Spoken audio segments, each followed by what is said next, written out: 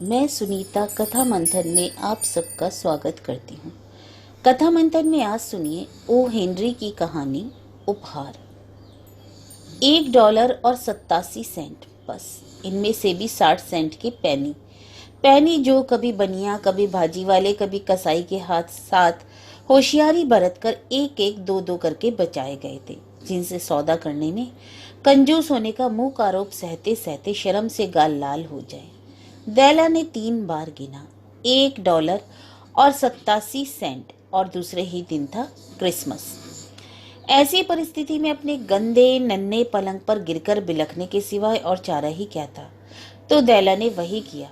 इससे इस विचार की पुष्टि होती है कि जिंदगी आहो उसासों और मुस्कानों का नाम है, जिसमें उसासों की ही प्रधानता है। आइए, जब तक यह गृहिणी दुख की एक सीमा से दूसरे में जा रही है, हम उसके मकान पर एक नजर डालें। $8 प्रति सप्ताह का सजा हुआ फ्लैट, जिसका वर्णन तो क्या किया जाए। इतना ही कहना पर्याप्त होगा कि कम आमदनी वाले लोग ऐसे ही मकान ढूंढा करते हैं। नीचे ड्योढ़ी पर एक लेटर बॉक्स, जिसमें कभी कोई पत्र नहीं आता, और एक बिजली का बटन, जिसको दबाकर कोई आदमी घंटी की आवाज नहीं निकाल सकता। वहीं पर लगी हुई है एक दफ्ती, उस पर लिखा है श्री जेम्स दिलिंघम यंग।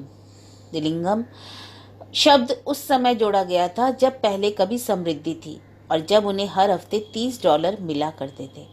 अब जब आमदनी घटकर $20 हो गई है, तिलिंगम के अक्षर धुंधले दिखाई पड़ते हैं, मानो वे अपने प्रथम अक्षर दी में सिकुड़ जाने की इच्छा करते हों। जब कभी श्री जेम्स तिलिंगम यंग पर घर लौटते और अपने फ्लैट में पहुंचते, उन्हें जिम नाम से पुकारा जाता और श्रीमती जेम्स तिलिंगम यंग, जिनसे हम दैला के नाम से परिचित हो गए हैं, उन्हें आलिंगन में कस लेती।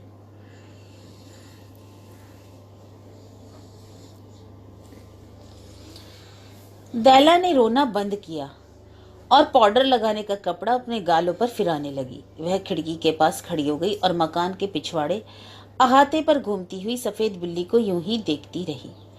कल क्रिसमस का दिन है और उसके पास केवल $1 और 87 है, जिसमें जिम के लिए उपहार खरीद सके। कितने महीनों से वह एक एक पैनी करके बचा रही है और उसका यह नतीजा। एक हफ्ते में $20 से क्या होता है। खर्चा उसके अंदाज से ज्यादा हो गया था। ऐसा हमेशा ही होता आया है। जिम के लिए उपहार खरीदने को केवल $1 87, उसका प्यारा जिम। उसके लिए कोई बढ़िया चीज लाने की योजना बनाने में उसने कितनी सुखद घड़ियां बिता दी थी। कोई बढ़िया, अनूठी और कीमती चीज, कुछ ऐसी जो जिम के पास रहने का सौभाग्य पाने की योग्यता रखती हो। कमरे की 2 खिड़कियों के बीच एक बड़ा दर्पण था। शायद आपने $8 वाले कमरे में कभी बड़ा दर्पण ही देखा हो। कोई बहुत दुबला और चपल व्यक्ति ही उन लंबी धज्जियों में छाया देखकर अपनी सूरत का सही अंदाजा लगा सकता था। दैला भी दुबली होने के कारण इस कला में निपुण थी। एकाएक खिड़की से घूमकर वह दर्पण के सामने जा खड़ी हुई। इसकी आंखें चमक रही थी, लेकिन उसके चेहरे से 20 सेकंड में ही रंग उड़ चला। उसने शीघ्रता से अपने केशों को खोल लिया और अपनी पूरी लंबाई से उन्हें नीचे लटकने दिया। तो जेम्स तिलिंगम यंग के स्वत्व अधिकारों में 2 वस्तुएं थी जिन पर दोनों को अत्यंत गर्व था। एक थी जिम की सोने की घड़ी, जो कभी उसके पिता और दादा के पास भी रह चुकी थी, और दूसरा था दैला के केश। अगर सड़क के उस पार वाले फ्लैट में स्वयं शैबा की रानी रहती, तो उसके हीरे जवाहरातों उपहारों को नीचा दिखाने के लिए दैला अपने केशों को सुखाने के बहाने किसी दिन खिड़की से बाहर जरूर लटकाए रखती। और अगर बादशाह सालोमन भी वहां अपने खजाने का ढेर लगाकर द्वारपाल की तरह खड़े होते, तो सिर्फ ईर्ष्यावश उनको दाढ़ी नोचना देखने के लिए जितनी बार जिम उधर से निकलता, अपनी घड़ी निकालकर समय जरूर देखता। अब दैला के खूबसूरत केश भूरे पानी के झरने की तरह चमकते हुए लहरा कर लटक रहे थे। वे उसके घुटनों से भी नीचे पहुंचते थे और किसी हद तक उसके लिए पोशाक का काम दे रहे थे। और तब उसने निराशा से उन्हें शीघ्र ही वापस बांध लिया। एक क्षण के लिए वह सिहर उठी, फिर चुपचाप खड़ी रही और उसकी आंख से 1 या 2 बूंद आंसू फटी पुरानी लाल दरी पर बिखर गए। उसने अपना पुराना लाल जैकेट पहना और वैसा ही हैट लगाया। स्कर्ट के कोई घुमाव देकर आंखों में अभी तक वही तेज चमक लिए वह दरवाजे से बाहर शीघ्रता से निकल गई। सीढ़ियां उतरकर सड़क पर आ गई। जहां वह रुकी वहां लिखा था, मैडम सोफ्रोनी, सब प्रकार के केश प्रसाधनों की विक्रेता। दैला लपक कर एक मंजिल जीना चढ़ गई और हांफती हुई अपने को संभालने लगी। दुकान की मालकिन अत्यंत गोरी और मोटी महिला थी। दैला ने पूछा, क्या आप मेरे बाल खरीदेंगी? महिला ने कहा, क्यों नहीं, हम तो बाल खरीदते ही हैं।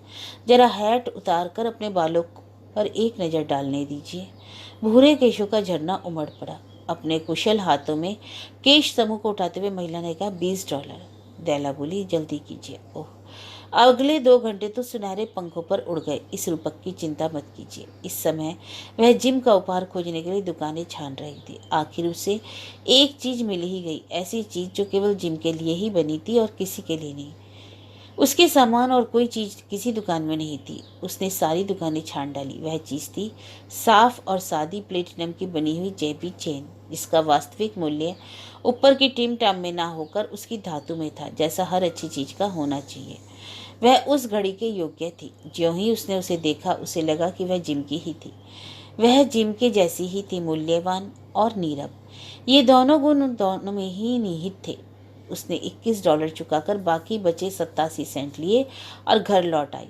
घड़ी के साथ वह चैन होने पर जिम अपने साथियों के बीच जरूरी समय देखने की उत्कंठा रख सकता था। इतनी शानदार घड़ी के साथ चैन की जगह चमड़े का पट्टा होने के कारण वह कभी कभी छिपाकर ही उसमें समय देखता था।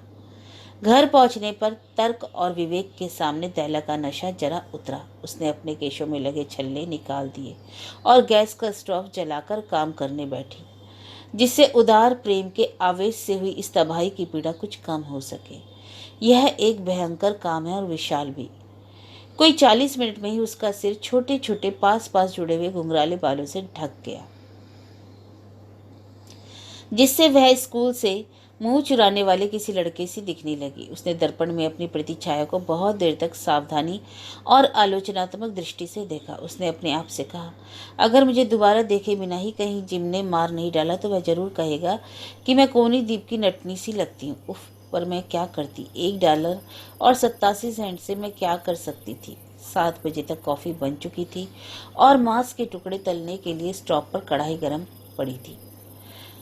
जिम को कभी देरी नहीं होती। दैला अपने हाथ में उस चैन को समेटकर मेज के एक कोने पर दरवाजे के पास बैठ गई, जिसमें होकर जिम रोज अंदर आता था। तभी उसने नीचे सीढ़ियों की पहली मंजिल पर उसकी पग ध्वनि सुनी और एक क्षण के लिए उसके चेहरे का रंग उड़ गया।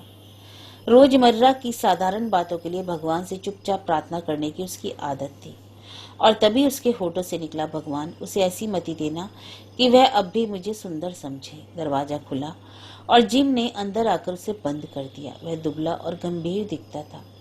बेचारा अभी सिर्फ 22 वर्ष का ही तो हुआ था, ऊपर से गृहस्थी का बोझा। उसे नए ओवरकोट की आवश्यकता थी और उसके पास दस्ताने भी नहीं थे। दरवाजे के भीतर आकर जिम थम गया। बटेर की खुशबू पाकर शिकारी कुत्ते की तरह निश्चल उसकी दृष्टि दैला पर टिकी हुई थी, और उसमें एक ऐसी व्यंजना थी जिसे वह नहीं पढ़ सकी। इस कारण वह एकदम डर गई।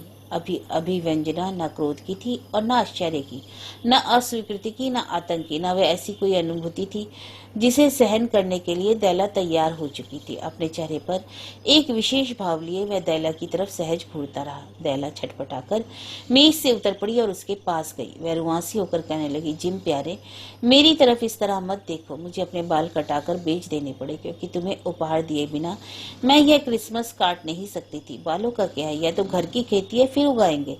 तुम चिंता मत करो, मुझे यह काम करना ही पड़ा। मेरे बाल बहुत तेजी से बढ़ते हैं। क्रिसमस मुबारक हो जिम, हमें खुश होना चाहिए। तुम्हें खबर नहीं मैं तुम्हारे लिए कितनी सुंदर अच्छी भेंट लाई हूँ। क्या तुमने अपने बाल कटवा लिए? जिम ने बड़े ही प्रयत्न से पूछा, जैसे अत्यंत मानसिक श्रम के बाद भी वह उस प्रत्यक्ष सत्य का सामना नहीं कर पाया हो।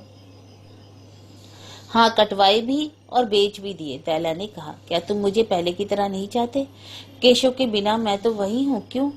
जिम ने जिज्ञासा भरी दृष्टि से कमरे के चारों ओर देखा। मूर्खों की तरह क्या उठा, तुम कहती हो कि तुम्हारे बाल चले गए? दैला बोली, उन्हें ढूंढने की तुम्हें आवश्यकता नहीं है, वे बेच दिए। मैं कहती हूँ बेच दिया और चली भी गए। क्रिसमस की सांझ है प्यारे, मुझे माफ करना, क्योंकि वे तुम्हारे लिए ही जा चुके हैं। एकाएक गंभीर स्वर में मिठास भरकर कहने लगी, शायद मेरे सिर के बाल गिनती के थे, पर तुम्हारे प्रति मेरे प्यार का कोई अंदाजा नहीं लगा सकता। क्या मैं पकौड़ियाँ बनाऊं जिम? अपनी बेहोशी से जिम जागता सा लगा। उसने दैला को छाती से लगा लिया। अब 10 सेकंड के लिए हम दूसरी दिशा में किसी अतर्क संगत तथ्य पर सावधानी से छानबीन कर ले। सप्ताह के $8 या साल के 10 लाख, क्या फर्क है? किसी गणतज्ञ या ज्ञानी से पूछिए तो वह गलत उत्तर देगा। मैगियों में अमूल्य उपहार देने की प्रथा थी, पर यह उपहार उनमें से नहीं था। इस कठिन विचार पर बाद में प्रकाश डाला जाएगा। अपने ओवरकोट की जेब में से जिम ने एक पैकेट निकाला और उसे मेज पर फेंक दिया। उसने कहा, मुझे गलत मत समझना दैला, मेरे ख्याल से दुनिया की कोई चीज, चाहे वह बाल काटना हो या कुछ, मेरी प्रियतमा के प्रति मेरे प्यार को कम नहीं कर सकती। पर अगर तुम इस पैकेट को खोलोगी तो तुम्हें मालूम होगा कि पहले तुमने मुझे क्यों स्तब्ध कर दिया था। सफेद उंगलियों ने चपलता से उस कागज और डोरी को तोड़ा, तभी खुशी की एक उल्लास भरी चीख, और बाद में यह लो। सहसा सब कुछ नारी सुलभ आंसुओं और सिसकियों में परिवर्तित हो गया, जिसे रोकने में गृह स्वामी को अपनी सारी तरकीबें काम में लानी पड़ी, क्योंकि वहां बिखरे थे कंगा का एक संग्रह, मांग में लगाने के लिए और पीछे लगाने के लिए, जिन्हें बाजार की बड़ी दुकानों की खिड़कियों में देखकर पाने के लिए कई दिनों तक दैला ने उपासना की थी।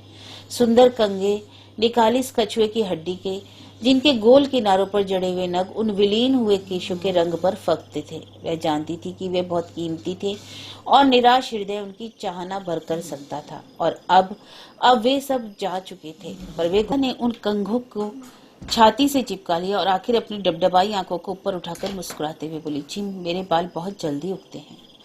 और तब दैला किसी झुलसी हुई बिल्ली की तरह उछली और विलाप करने लगी। ओह! जिम ने अभी तक उसके उपहार को देखा नहीं था। उसने उत्सुकता से अपनी खुली हथेली पर रखकर उसके सामने बढ़ा दिया। उस अमूल्य जड़ धातु में जैसे उसकी उज्ज्वलता और उत्कट चेतना चमक रही थी। बढ़िया है कि नहीं जिम?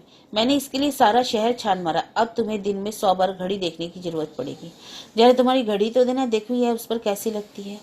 उसका कहा मानने की बजाय जिम कोच पर लुढ़क पड़ा और दोनों हाथों का सिरहाना देकर मुस्कुराने लगा। उसने कहा, दैला, इन क्रिसमस उपहारों को अलग रख दो और अभी के लिए अलग ही रहने दो। वे इस वक्त काम में आने के लिए बहुत ज्यादा अच्छे हैं।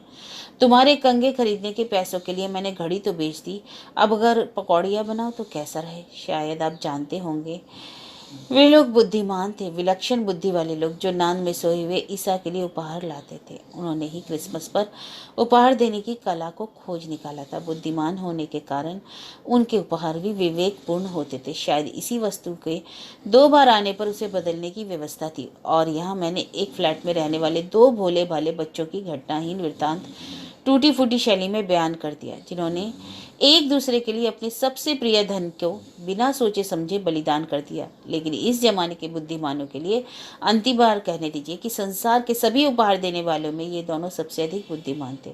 उन सभी लोगों में से जो उपहार देते हैं अथवा लेते हैं, ये दोनों सबसे ज्यादा बुद्धिमान हैं, विवेकशील हैं।